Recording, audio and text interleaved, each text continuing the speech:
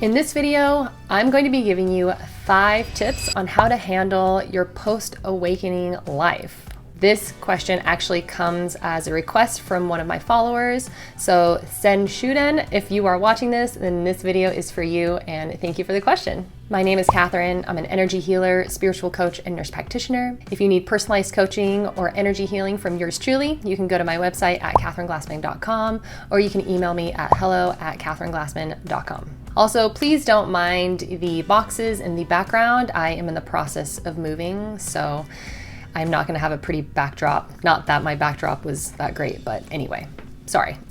So I think when anybody goes through a spiritual awakening, it's pretty exciting and cool, and weird stuff is happening. You're learning about the truth. But then there is this confusion of what you're supposed to do next.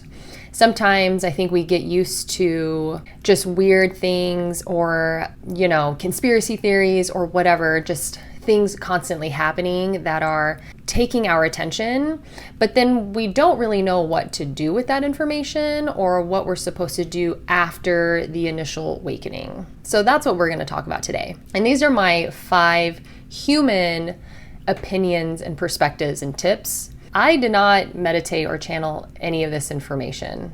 So just keep that in mind. I usually meditate and, get information and downloads, and then I share that with you guys, but that's not what this video is necessarily going to be. So tip number 1 for your post-awakened life is to get comfortable with being uncomfortable. I feel like this should be relatively normal for someone who's gone through a spiritual awakening, because awakenings are uncomfortable already. And so I think a lot of us think that there will be a point where it will start to get easier and you won't really have to go through any of the challenges, which it does get easier only if you go with the flow and accept the change. Only if you get comfortable with being uncomfortable. If you resist the change, if you resist the evolutionary process, then that's going to make your journey way more difficult, and it really just doesn't need to be, because it's all happening for you. And you just can't see what it's going to turn into. You can't see the result. You just have to trust that it's going to be for your greater good. But who you were before your awakening is going to be very different than the person that you are going to become. And so these 2 different people, there's probably a pretty wide gap in between them. And to get from one to the other, it's just going to be probably a little unpleasant sometimes. You're going to be going through all of this healing traumas, probably past life stuff most likely. You're going to be dealing with the awakening of just what society and the government and the powers that be truly are. You're going to be awakening to a new version of yourself, which a lot of your family and friends are not used to. And so you may go through a process where you start losing some of your friends and family. You may develop psychic abilities or discover that you're actually an empath. It's going to be a lot, and it's all going to kind of come at once, and the process is going to be a roller coaster. It's not going to be linear at all. And when you think you have tackled one thing and you are healed from it, then it's just a matter of time before you get triggered by it again. And so it will just bring your attention back to that thing. I actually have a friend who is going through a lot right now. It's more in a romantic sense for her, but truly what's happening for her is that she's going through an awakening, and she is having some spiritual experiences. She is finding some benefit in meditation, but she just straight up told me that it is the hardest thing that she's ever done in her life. And I mean, it is. You're re-examining you. The person that you thought that you knew because it's you, who knows you better than you, right? Well, when you go through an awakening, you just become the actual version of you, or you start to shed those layers that aren't really you. And it's uncomfortable. It's not exactly fun, but it's definitely worth it. It's not for nothing. And I will tell you right now that I am so proud of the person that I am today. especially compared to the person that I was. And everything that I've had to go through, even the traumas themselves, even the childhood traumas, I will never take any of that back because of where it's brought me today. But that's not to say that I'm not uncomfortable still, especially with this transition of consciousness, really, going into the age of Aquarius. We have an election here in the US that's coming up. I'm in the process of moving. I'm moving to a state that I've never lived in before. I have no family, I have no friends where I'm moving to. Okay, talk about being uncomfortable. And I'm just intuitively going for it. I'm putting a lot of trust in what's about to happen. And so, yeah, I'm a little uncomfortable, but it's okay. But I guess I can't say I won't know anyone because I'll know you guys, and I'm just going to bring you along with me. So if this turns into like a vlog type of thing, and then I'm sorry if you're not into it. I think ultimately it will just be best to not resist the change. This is, we're like in biblical prophecy times right now. Like, it's going down. And you guys probably already know this, especially if you're even watching this kind of content, but the majority of people don't really believe that. They just kind of think that the world is a terrible place. It's all going to hell, when we all know that that's just not true. This is just us being uncomfortable through the evolutionary process. So don't panic. Everything's going to be fine. Just be comfortable with being uncomfortable. Tip number 2 is don't let other people's perception of you and the world dictate your perception of yourself and the world. I guess this just goes back to my previous point about a lot of people thinking that everything is just awful and going to hell and we're never going to get out of this alive. And yeah. If you are actually going through an awakening, or you have gone through an awakening, then that means you are being called into action. You're not going through an awakening for no reason. And you're certainly not going through one just for you to listen to another person's human perspective about the world, especially if it's a perspective that doesn't offer any solution. The planet is elevating into a different frequency. And somebody has to lead that charge. And so who else is going to do it except us? But the reason why we go through an awakening is so that we develop the understanding that, sure, it's okay to consider what someone else has to say. It's okay to consider your experiences with other people and things like that. But really, we are awakening so that we actually develop a relationship with life and existence itself. And we end up getting information from that particular source, because that source is actually the source of all creation. If you knew that you had access to information that has ever existed and will ever exist, all knowledge, infinite, secrets of the universe, then wouldn't it be better to just tap into that rather than to listen to another human? Now, I'm not saying that it's not okay to listen to other humans. After all, I am a human speaking into a video and talking to you guys, right? So it's not that it's bad, but it needs to resonate. And really, if it's negative, right? And you gotta use a little discernment on what you find to just be absolutely negative and what may be slightly negative but useful. Someone saying that like we're all just going to hell, that's not useful. It's not. But it's just negative energy. And we just don't need that. And when it comes to someone else's perception or opinion about you as a person, if you want to take some of that information and use it in order to become a better version of yourself, then that will be really up to your discretion. But you'll want to be careful with taking on someone else's opinion, especially when you are the awakened one. and they're not. Sometimes their perceptions come from a very limited space, and it really comes from more of a conformity, like a societal norm, I guess. And I met up with a friend recently, and I haven't seen him in a while, but we always have these deep talks, and he really likes to talk about psychology and sociology and things like that. And I love him. He's one of my dear friends. But I did have to kind of put him in check a little bit because he kept generalizing, specifically about women and men, but mostly women. And he kept making these statements like, well, women usually tend to do this or women tend to do that. And they were not positive. And it's fine. Well, it's not fine, but I let him finish, and I just had to kindly remind him, and he's very receptive. We have a really good relationship. And I just had to remind him,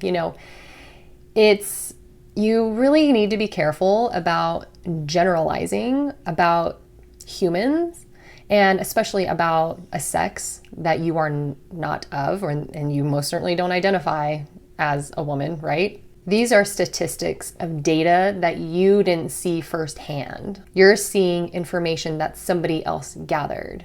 And so you already have to be careful with that because a lot of research can be falsified. And a lot of his information actually came from podcasts. And they're focusing more on like these gender role wars right now. Super, super limiting.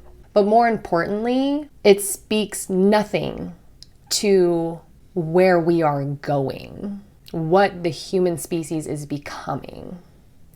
We are not awakening for no reason. And of course, I had mostly like spiritual responses to what he was saying. And he calls me Kathy. He's like, Kathy, yeah, but you're very different though. You're not like most women. And I was like, that's where you're wrong. Because you're obviously generalizing about a particular idea that you only know of.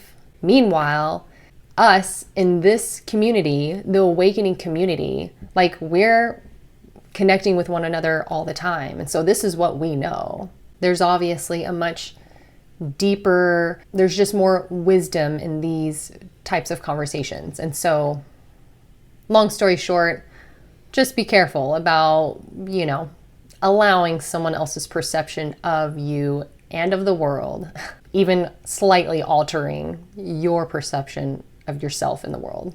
Tip number 3 is to try different healing modalities. One big part about the spiritual awakening journey is that you have to do a lot of healing. You have to unlearn a lot of behaviors that you developed as a trauma response. You're answering for karma. You're answering for past lives. You're doing a lot of work, and a lot of it is most of it is just healing all the time.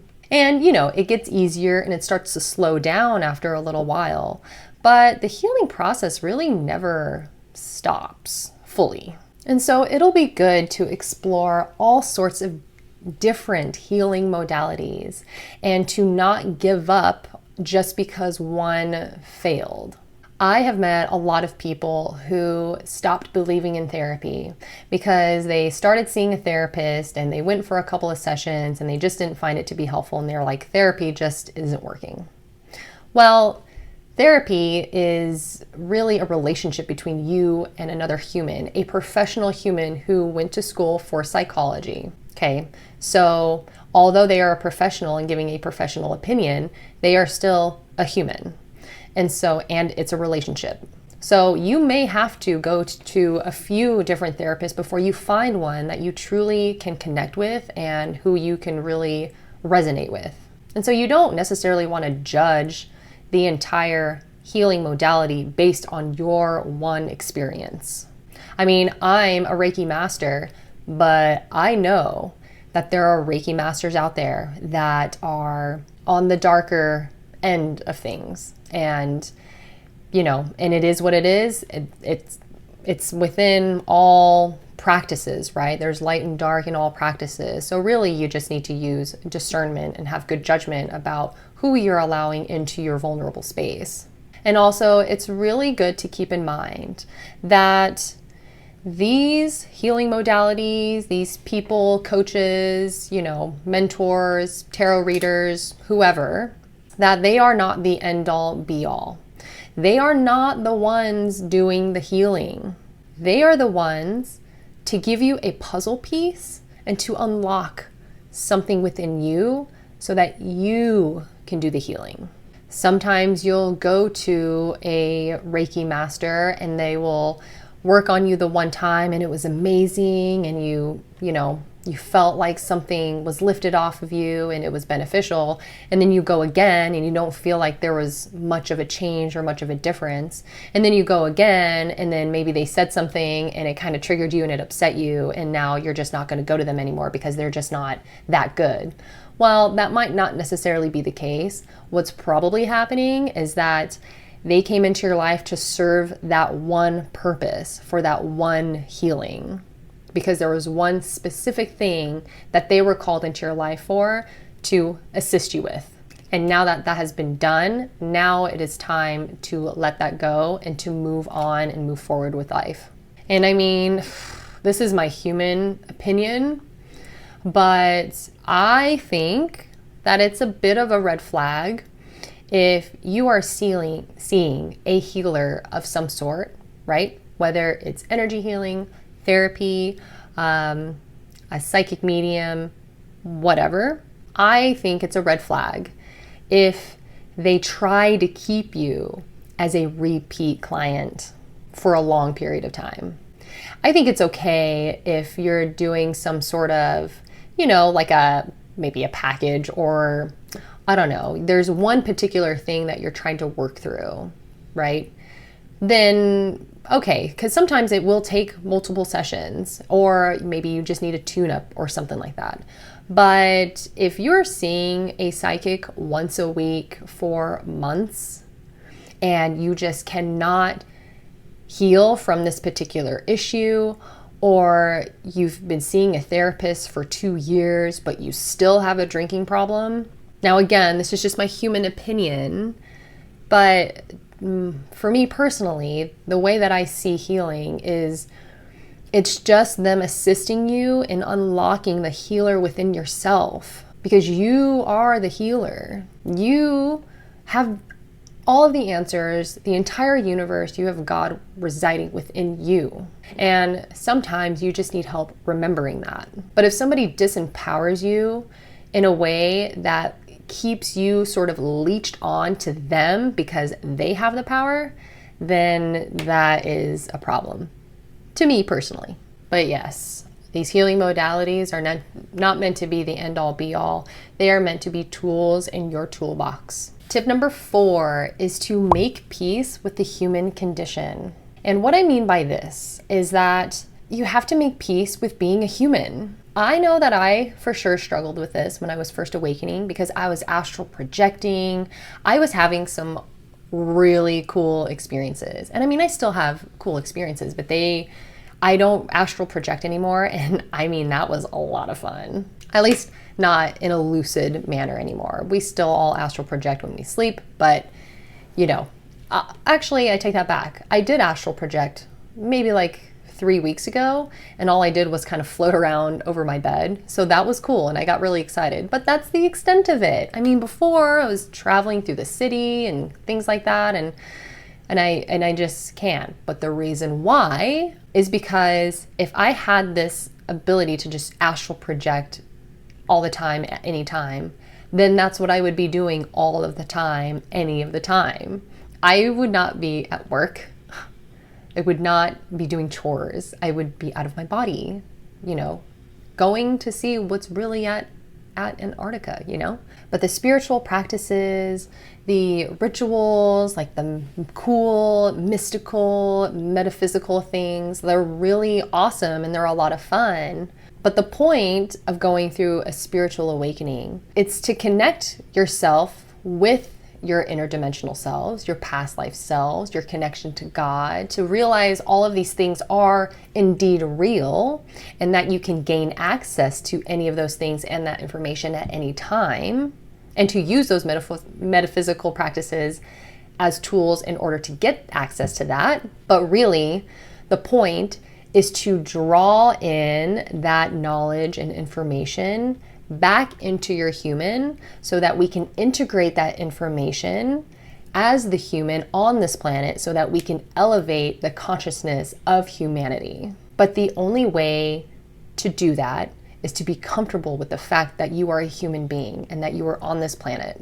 I didn't incarnate into this body just so I could be out of it all of the time. I incarnated into it so that I can use it as a tool to move through this planet and to do whatever it is that my spiritual mission work is. Not to mention, being human and having the human experience is part of the spiritual journey. It's the eating different foods and meeting different cultures. It's growing out your hair, or coloring it, or getting tattoos, going surfing, swimming with sharks, trying psychedelics, drinking beer and drinking wine, right?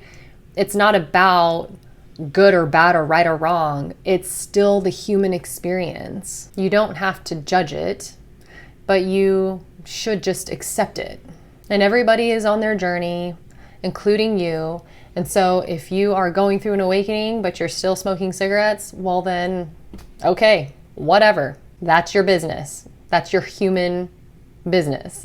And it's okay. If you're going through a spiritual awakening, but you get lip filler, okay, that's your business. That's okay. This is all about being human. And if you're being called to change anything about your human self or your human behavior, then that is a spiritual journey. And tip number 5 is to start manifesting. Or I should say, start intentionally manifesting. So we all know that where attention goes, energy flows. And so your brain is probably going to be thinking a thought at any second throughout the day, right? It's always thinking some sort of thought. Well, whatever these thoughts are, they will eventually manifest, especially if it's on a particular pattern. And so rather than constantly thinking about what can go wrong, it's time to start thinking about what can go right. This is the essence of manifestation. If you find yourself constantly thinking about a particular thing, and if it is not, very positive and it's not very helpful, then you are just going to continue to manifest that thing. But if you constantly, consciously think about the highest possible timeline for yourself, and you just think about that all the time, then it will only be a matter of time before you start to pull that into your reality. Because if you're already thinking it, then it exists. And if you constantly think about it, your actions will eventually turn into an attempt into obtaining that thing. So for me, for example, I have really been trying to focus on freedom all around for my own personal life. I would just love to have a bunch of land, and I would love to just have like passive income so that I can raise a family and do this more rather than having to work and do this, or have a job that I'm not necessarily fulfilled in, so that's what I'm trying to focus on. But it might not necessarily be here, but that's okay because I know that it exists and I know that I'm within that timeline. And so what's happening for me personally in my life now is that I got a job offer in another state, and it was a very easy process. It's working 3/12s and getting full-time benefits. So that's actually pretty good. It pays well. And I went to go look for homes out there and things like that. And I was driving around through this neighborhood that I thought was just absolutely beautiful. And there's a really big park next to it. And I really want a house that's by a park. And I'm just driving around and I was like, wow, I would really love to live in this neighborhood. But immediately my human self kind of popped in and was like, you can't afford these houses. I mean, who can afford anything right now, right? Who's even buying a house right now? 7% interest rates? That's insanity. But for some reason, I just kind of kept getting called to it because still always, I will always have that vision of what I want my life to be. And if I keep that intention in my brain all the time, wherever I go between then is beside the point. I'm not going to hold on to the expectations of how I'm supposed to get there. I'm just going to focus on getting there, no matter what it takes. And so, my realtor took me to look at some houses, and I didn't really care for a lot of them, but I was getting ready to accept some of the ones that I didn't like because I just figured that that's what I could afford. And he eventually took me into that neighborhood that I really loved. I was like, I didn't think that there was a house here that I could afford, but okay. And he brings me to this house, and I walk in, and it's so cute. It's so beautiful. And I go into the backyard, and the backyard is massive. 3 huge trees. There's like a homemade swing set. There's a shed. I mean, it's huge. I mean, huge for me anyway. I don't have a very big backyard in this house. But I was like, I don't think I can afford this. And he was like, the sellers are very motivated. They're actually willing to negotiate. Like, let's try to negotiate. And long story short, my offer got accepted, and it's right by that park. I'm actually getting emotional because it's really cool to go from a person before your spiritual awakening and being very cynical about life, just not understanding what the point was of anything really, of existence, just not thinking that the world was a great place, to now actually listening to the intuition and asking for things. Like, all I did was ask for that, and I was ready for the universe to say no, but it said yes instead. And for this house to be in my budget, by this park that I thought was so beautiful, to have all of these trees in my yard, and then to get like a decent job to help support that, do you call it luck, right? I don't think so. I think that this is what manifestation looks and feels like. But of course, my human was still skeptical because I'm just a skeptic at heart. And I went back to the hotel, and I was like, I need a sign. I need a sign that this is what I'm supposed to do, because I'm terrified to buy a house in these times by myself, just in a different state. I'm not going to know anyone. Like, that's insanity. That is not a logical decision at all. So I need a sign. And there was a Bible in the hotel room. And so I grabbed the Bible and I fanned through it, and I closed my eyes and I just stuck my finger to one passage. And I can't pull it up at this very moment, but it was Job 18. And it says something to the effect of, you will take your rest in safety. And that was my number one concern, was if I'm going to be safe. So, but as you can see, I'm still in the process of moving and packing, so I'm not quite there yet, but I'm still going to continue to have faith in that, because I don't think that I would go through all of that for it to not happen. So the time is now. We're having a lot of solar flares. There's a lot of just chaos in the world right now. So just start manifesting the life that you want, and release any judgments or attachments of how you're going to get there. So with that being said, I hope you liked the video. Give it a thumbs up if you did. Consider subscribing, and I will see you next time.